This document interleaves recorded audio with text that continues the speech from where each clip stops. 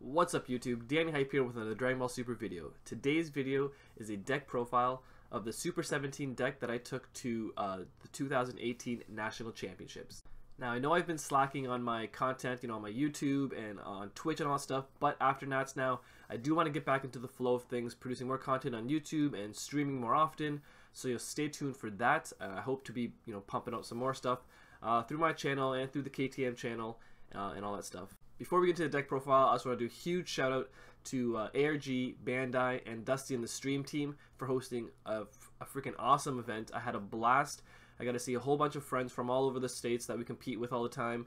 I got to travel down with a bunch of my friends. It was really cool to see a bunch of my local players that normally don't travel to regionals actually get to show up and do great and just have a blast with all my friends. Huge shout out to Jordan Markle for taking down the event and being our national championship for the 2018 year. And another huge shout out to one of my local players, Jordan Beard. He came third place. I got the pan, got third place trophy and all that kind of stuff. And he's another one of our locals from Canada, representing Canada really well. So I'm really proud of him. And again, congrats again to Jordan. And all right, lastly, before we get into the deck, I just want to do another huge shout out to Russell Stelzer. He actually made top 32 or top 16 actually with the deck. He brought the deck to me early on, and for like the last couple of weeks before the event, we've actually been talking about Super 17, collabing about it, tweaking the deck together, and just sharing ideas. So again, shout out to him for making top 32, representing the deck really well, and bringing the deck to me in the first place. So yeah, thanks again. If you guys want to check out his deck profile, I know he made a deck profile on his team channel, Scatter Report. I'll have the link in the description down below. Him and I ended up on the same, basically the same build, but a couple tweaks. So if you want to check out his build, again, check the link below. He's a great player, and I'm really happy that I got to talk to him and collab with him throughout the weeks leading up to the event. And again, congrats to him. But let's get into the deck. All right, guys. So here's the deck. Super 17. I ended up going 6-3 through 9 rounds of Swiss. I came 60th out of 400. I couldn't make top 32, unfortunately. But I think if I'm, outside of a couple misplays or a little bit of luck, I could have actually made top 32 with it. We did have a Super 17 in the top 32 representing, who's the one that I collabed with the deck with. But if you want to see his deck profile, again, check the description below. I'll have a link for that. But it's a Super 17. He's a auto burst 2 and then draw card, which is why I liked him a lot, because you get to start drawing right off the bat, opposed to Android 16, or sorry, the Android leader, where you have to awaken yourself, finding awakening pieces, and then start drawing. And there's a lot of decks that kind of lock you out of that, especially if you don't draw your early awakening pieces. Then when you awaken, instead of drawing 2, you untap 2, which I really liked about that. It helped a lot on the defense, especially against Storm, being able to untap 2. And then Sparking 5, draw a card, and crit. The crit is actually very powerful once you're awakened. And then the second ability is not really relevant, but when your opponent has 10 more cards, you can discard them down to 9. But because you're cell chaining them a lot, they usually don't have that many cards. But let's get into the deck. So we have, my one drop is the Gohan. I actually originally played 4, but I ended up going a 3-2 split because I realized how powerful Mass Saiyan is. Now they're just for early game pressure. Obviously you want your opponent to pick up a lot of cards. So for when you cell chain them on 3 or 4, they'll be at low life. So this just add a lot of pressure, and actually the Gohan actually is a really great late game pressure too, with the 15k crit, especially when they have no cards to defend. For 1 energy, he's really powerful. Then I had this the Android 20 Vial Creator double strike card. It's kind of whatever, you don't really need it. I kind of put it in last second because I found through testing I found some situations where I needed the double strike to kind of close out games, but again, you can probably change this deck up a bit. I didn't really need this. Now this the Android split, I kind of went 6 and 6. I didn't know which Android I liked the best, so I kind of went 2-2-2 between the 17s. They never really came into play because in this deck they don't cost less, so they're kind of hard to play. So a 2-drop was kind of nice, but the 3-drop is a little bit too expensive for that, for 15k crit. Now the 4-drop 20k blocker bear kill card, which that one was probably played the most out of all of them. So he was probably one of the better cards that I played when the games got longer and grindier.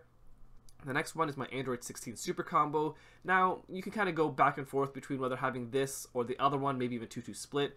Obviously, the other Super Combos where you draw a card are better against Storm. This helps you against decks where you want to kind of just get them to 0, because after cell chaining, if they still have 3 cards in hand, it's pretty easy for some decks to recover, whether they have Chain Zeno as 2 of their cards, or if they have a Fu or something like that. There's a lot of cards that can help you recover after Chain Zeno. I'm sorry, there's a lot of cards that can help you recover after the cell chain. So being able to drop them to 0 with Android 16 I thought was very powerful, so that's why I played it. The Deadly Defender, so for the 18s I went 4 Deadly Defenders and 2 of the untapped ones. I like the untapped ones because on the off chance you do get to one of these guys off, you can untap, attack again to kind of add more pressure when the games go a little bit grindier. But the Deadly Defender is great. The fact that all decks have one is great. But I do think the Deadly Defender is better in the Android deck because a 2-drop, 20k swinger and 25k swinger or a 2-drop 20k defense is pretty huge. But again, it didn't come into play too much for me because it did cost 3, and for the most time I was either playing Cell Chain or Hellfighters and kind of stuff, and games closed out pretty early for me to even get a chance to play any of them. So they all obviously were just Cell Chain pieces. Then there's this actual Cell Chain. You got to go 4-4-4 because with your burst 2, you're going to mill 1 or 2 here and there. So having as many in your deck as possible so you don't whiff. I didn't think I whiffed. I think I whiffed like maybe twice throughout the whole tournament, which was unfortunate. It cost me a game, but that's the risk you take in playing Cell Chain decks. Then after that, we have the Hellfighter Super 17 chain, which I think is actually very powerful and very underrated. Now I had played 3 2 of the Hellfighter stuff. Now Hellfighter, this one is awesome. A lot of times I just play him on 3 and I wouldn't Cell Chain on 3. Obviously situational, but I'd play him on 3, have him sit there. He has barrier, you can't touch him, which is very few things can touch him, which is really nice. Then on turn 4, you would Cell Chain them, and then you could go into the Union Absorb with him, which is free. You just gotta throw a 17 under from you can throw a 17 from your grave or your hand, which is really great. So if you've milled the 17 at that point, it just saves you some cards. You throw a card under him, then you can search your deck or your drop for the Super 17, and then evolve on top of him, Union on top of him, and now they're down to 1 card, which is super powerful because it's a lot harder to recover from 1 card. And then you swing, your Android 16. Now they're down to 0, and then you can just close out the game from that with the 17 where you can't be negated, double strike, and then your Cell, which has double strike, and if they're at 4 life, it basically lights out.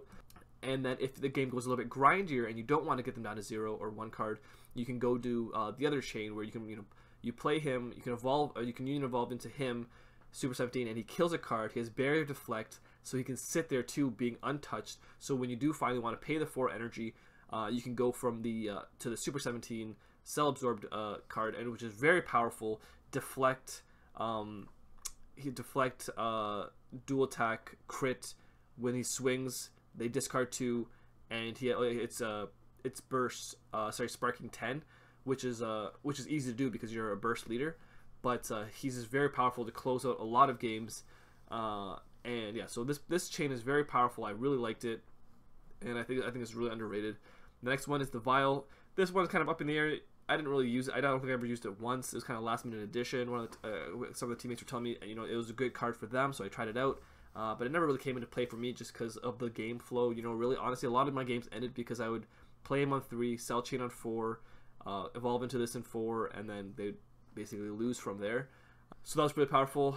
Then the last one was a Toa. Now this one's a bit tricky. Now I wasn't playing Overwhelm originally. I kind of threw it in the last minute again, just because I wanted to get them down to 0 cards. Cell Chain 3, Super 17 promo to 1 card, and then doing this to clear their hand, which I thought was really powerful. But you got to be wary because when you're on the flip side, I made this mistake early on in the tournament. But when you Overwhelm, you actually don't. You have Sparking 5, so you lose all those cards there. Now you don't get the crit, which I knew, but I didn't know you don't get the draw, which was very obviously bad because you want to draw on your swings. So I didn't realize you didn't get the draw, and so you gotta, if you can Overwhelm when you're unawakened and burst afterwards and feel your graveyard again, it's very powerful. But when you're awakened, you kind of don't want to play this unless it's for a game, or after you swing and draw. Again, it's up in the air. You can kind of fiddle around with some of the builds. Then the last card is your Shocking Death Ball, which I think is very powerful.